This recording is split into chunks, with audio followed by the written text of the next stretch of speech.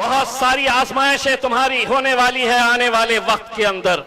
अगर हम मुत्तहिद नहीं हुए, अगर हम एक ताकत बनकर खड़े नहीं हुए, तमाम सियासी पार्टियां ये जानती है कि इस कौम को बांटना, बिखेरना और खरीदना बहुत आसान बात है, लेकिन उन तमाम को मैं ये कहना चाहता हूं, तुम आज तक हमें बांटते आए थे, तुम आज तक बोलते थे और हम सुनते थे, लगातार हम सुनते आ रहे थे, लेकिन अब एक बात अच्छी तरह से सुन लो, मुल्क के वजीर आजम नरेंद्र मोदी साहब, आपसे लेकर तेजस्वी यादव से लेकर जितने भी वजीर हैं, उन सबको मैं बताना चाहता था, तुम बोलते थे और हम सुनते थे, अब हम बोलेंगे और तुम्हारे बाप को भी।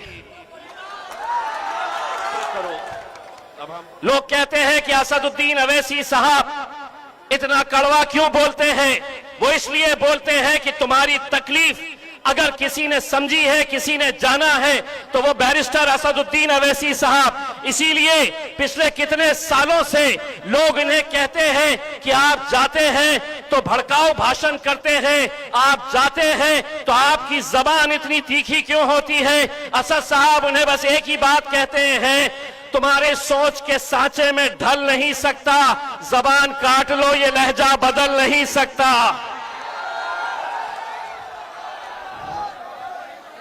तुम अगर साथ देने का वादा करो, मैं यूं ही मस्त नगमे सुनाता रहूं। अगर तुम समझ रहे हैं कि मैं नगमे सुनाने के लिए आया हूं, तो मैं तुमसे सिर्फ ये पूछने के लिए आया हूं, क्या तुम मेरा साथ देने के लिए तैयार है? तो फिर सुन लो, तुम अगर साथ देने का वादा करो, अच्छे अच्छे दलालों की वाट लगाने के लिए मैं आया हूं। मेरे कायद बैरिस्टर असदुद्दीन अवैसी साहब, आज कोचाधामन की सड़कों पे हमें जाना हुआ। बहुत सारी गलियों में जब हम घूम रहे थे, एक मंजर मैंने देखा, और आज से 10 साल पहले जब हम पहली मर्तबा इस सरजमीन के ऊपर कदम रखे थे, उस वक्त मजलिस का हाथ कोई थामने के लिए तैयार नहीं था। मजलिस के खिलाफ बोलने वालों की तादाद बहुत ज्यादा थी।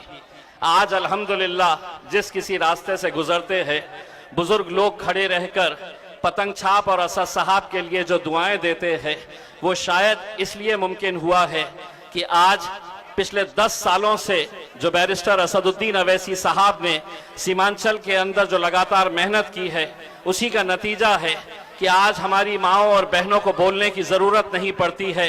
वो खुद हमें देखकर कहती है कि इस बार भी हम पतंग छाप के ऊपर ही मोहर लगाने वाले हैं। इसमें अल्हम्दुलिल्लाह ये इस वजह से मुमकिन हुआ है मेरे भाइयों कि आज जो मुल्क के हालात है उसको आप बखूबी जानते हैं। सीमांचल बिहार का एक हिस्सा है। ये अगर पूरे हिंदुस्तान को अगर किसी ने बताया है और ये बताया है कि सीमांचल के अंदर भी रहने वाले लोग इंसान है, कोई जानवर नहीं रहते हैं वहां पर, क्योंकि आज से 10 साल पहले जब हम यहां पर आए थे तो इस इलाके की हालत क्या थी हम अच्छी तरह से समझ सकते हैं।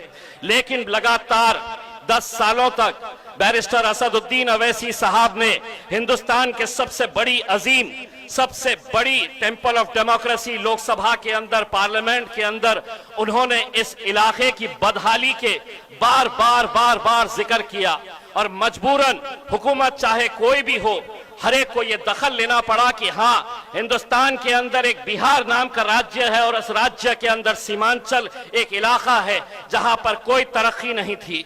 लेकिन आज जब हम ये बदलाव देख रहे हैं तो अगर इसका क्रेडिट अगर किसी एक को जाता है तो कोई हुकूमत को नहीं जाता है।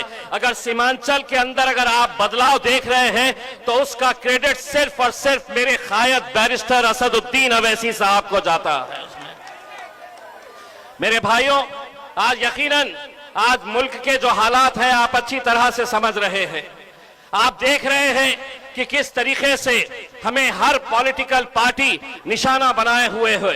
राज्य की सरकार हो या नरेंद्र मोदी की केंद्र की सरकार, हर एक के निशाने के ऊपर आप है और हम है। किस तरीके से हमारी मस्जिदों को आज गिराया जा रहा है, शहीद किया जा रहा है। किस तरीके से आज हमारी बच्चियों को पढ़ने से रोका जा रहा है, लाउडस्पीकर हटाकर हमारी अजानों पर पाबंदी लगाई जा रही है। तुम हिजाब नहीं पहन सकते हैं, ये हमारी बच्चियों को बताया जा रहा है और हमसे कहा जा रहा है सब्र करो। लोग कहते हैं कि असदुद्दीन अवैसी साहब इतना कड़वा क्यों बोलते हैं? वो इसलिए बोलते हैं कि तुम्हारी तकलीफ अगर किसी ने समझी है, किसी ने जाना है, तो वो बैरिस्टर असदुद्दीन अवैसी साहब। इसीलिए पिछले कितने सालों से लोग इन्हें कहते हैं कि आप जाते हैं तो भड़काऊ भाषण करते हैं, आप जाते हैं तो आपकी जबान इतनी तीखी क्यों होती है? असद साहब उन्हें बस एक ही बात कहते हैं, तुम्हारे सोच के सांचे में ढल नहीं सकता, जबान काट लो, ये लहजा बदल नहीं सकता।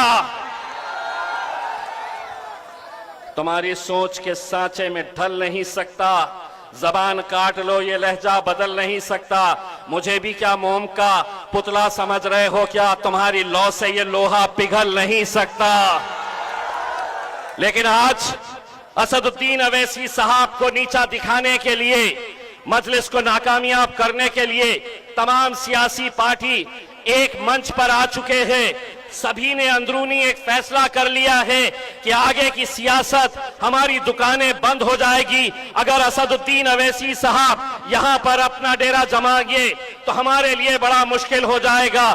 तो वो लोग आपस में ये सोच रहे कि हम में से कोई भी हारे, कोई भी जीते चलेगा, लेकिन असदुद्दीन अवैसी साहब ने जीतना नहीं चाहिए, मजलिस ने सीमांचल के अंदर जीतना नहीं चाहिए। अरे बेवकूफों, तुम्हें समझ में नहीं आता है, तुम्हारी साजिशें चल रही होगी, लेकिन आवाम तो मेरे कायद बैरिस्टर असदुद्दीन अवैसी साहब के साथ जुड़ चुकी है, पूरी ताकत के साथ जुड़ चुकी है।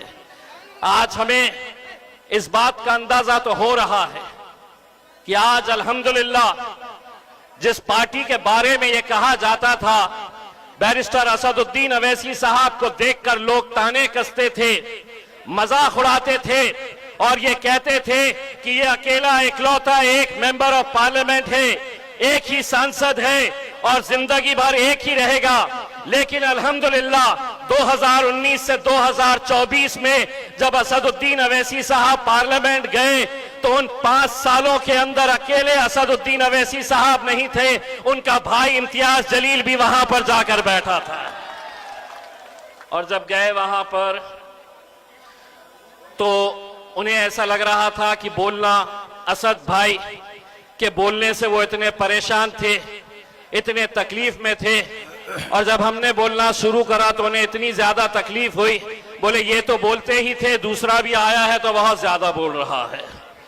और हुआ ये कि 2024 के अंदर ये तमाम सियासी पार्टियां एक साथ मिलकर आ गई, भाजपा आ गई, शिवसेना आ गई, एनसीपी आ गई और पूरों ने मिलकर एक साजिश रची। कांग्रेस भी उसके साथ शामिल हो गई और उन्होंने उस साजिश के जरिए मुझे हरा दिए। लेकिन हराने के बावजूद भी मैं एक बात कहना चाहता हूं, अगर आप ये समझ रहे हैं कि हमने एक इलेक्शन हारा है, कभी महाराष्ट्र आके देखो हमारे जलवे कैसे हैं, तुम्हें पता चल जाएगा। एक जलवा तो हमने पहले भी दिखा चुके थे, जब हमारे नबी करीम सल्लल्लाहु अलैहि वसल्लम के खिलाफ गुस्ताखी की, लोग हमको गालियां दे रहे थे, हमने सुना, पार्टी को गालियां दे रहे थे, हमने सुना।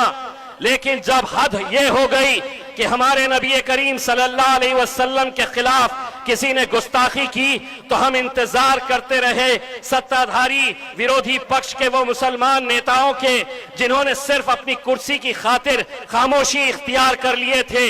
जब वो खामोश रहे, हम इंतजार करते रहे कि कोई कुछ नहीं बोल रहा, तो हमने उनको अब ये बताया कि जिसकी वजह से हमारा वजूद है, हमारी शिनाख्त है, हमारी पहचान है, हमारी जान जिनके लिए निछावर है, अगर उनके खिलाफ गुस्ताखी करेंगे तो हम सड़क के ऊपर आएंगे।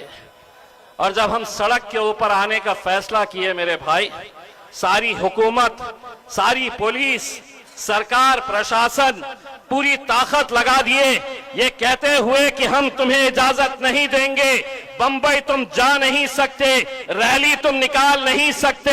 मैंने कहा तुम्हारे पास पुलिस की ताकत है, हुकूमत की ताकत है, लेकिन मेरे पास तो मेरी ताकत वहां पर मौजूद है। मैंने उनसे कहा तुम ताकत लगाकर मुझे रोक के तो दिखाओ, मैं मेरी ताकत दिखाकर बंबई पहुंच के दिखाऊंगा। अल्हम्दुलिल्लाह। और हम पहुंचे थे मेरे भाई, आप लोग भी उसके गवाह हैं। आप लोग भी आज इस मुल्क के अंदर हर रोज क्या हमारे मजहब के ऊपर हमला नहीं किया जा रहा है? क्या मुसलमान लीडर दूसरे पार्टियों के सिर्फ अपनी कुर्सी बचाने के लिए यूं ही खामोशी इख्तियार करते रहेंगे? वो करते रहेंगे भाई, लेकिन हम खामोश बैठने वाली जमात नहीं है। हम लड़ेंगे, हम बोलेंगे। हमें लड़ने को अगर किसी ने सिखाया है, इस मुल्क के अंदर नौजवानों को अगर किसी ने कोई सीख दिया है, तो वो मेरे कायद बैरिस्टर असदुद्दीन अवैसी साहब ने बताया है कि इस मुल्क में जीना है तो सीना चौड़ा करके और सर ऊंचा करके चलना सीखो मेरे भाई। बहुत सारी रुकावटें, बहुत सारी आजमाइशें तुम्हारी होने वाली है आने वाले वक्त के अंदर। अगर हम मुत्तहिद नहीं हुए, अगर हम एक ताकत बनकर खड़े नहीं हुए, तमाम सियासी पार्टियां ये जानती है कि इस कौम को बांटना, बिखेरना और खरीदना बहुत आसान बात है, लेकिन उन तमाम को मैं ये कहना चाहता हूं, तुम आज तक हमें बांटते आए थे, तुम आज तक बोलते थे और हम सुनते थे, लगातार हम सुनते आ रहे थे, लेकिन अब एक बात अच्छी तरह से सुन लो।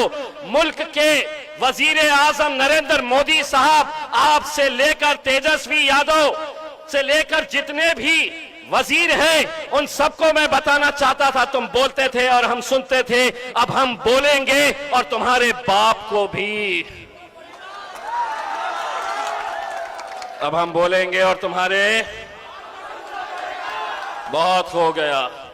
ये समझते थे कि हर 5 साल के बाद आएंगे, घोड़ी पे वो चढ़ेंगे, दूल्हे वो बनेंगे और हम बारातियों की तरह नाचने का काम करते आए हैं 75 सालों तक। तो अब सुन तेजस्वी, अब शादी होगी तो घोड़ी भी आएगी, लेकिन दूल्हे हम बनेंगे और तुमको नचाने का काम करेंगे इंशाअल्लाह। है तैयार? तो बोलो मेरे पीछे, तेरा मेरा रिश्ता क्या, तेरा मेरा रिश्ता क्या। Barrister Asaduddin Owaisi, barrister Asaduddin Owaisi. 11 तारीख के दिन जाना है, 5 नंबर का बटन है, बटन को देखना और खट खट खट खट खटा खट खटा खट खटा खट, और इंशाअल्लाह अगर तुमने सही तरीके से खटा खट कर दिए तो जो पार्टियां जिनके पीछे हम पड़े थे कि हमें साथ में ले लो, महज 6 सीट हम मांग रहे थे, उन्होंने हमें नकारा है। अगर तुम्हारा खटाखट खटाखट सही तरीके से पड़ गया तो 14 तारीख के दिन जब नतीजे आएंगे तो असदुद्दीन अवैसी साहब के घर के ऊपर ये पूरे आएंगे, ठक ठक ठक ठक ठक ठक ठक ठक ठक ठक ठक ठक करने के लिए आएंगे और कहेंगे कि अब आप हमें साथ ले लो। इंशाअल्लाह वो दिन आएगा मेरे भाई, बस हिम्मत रखो, हौसला रखो। नारे तकबीर।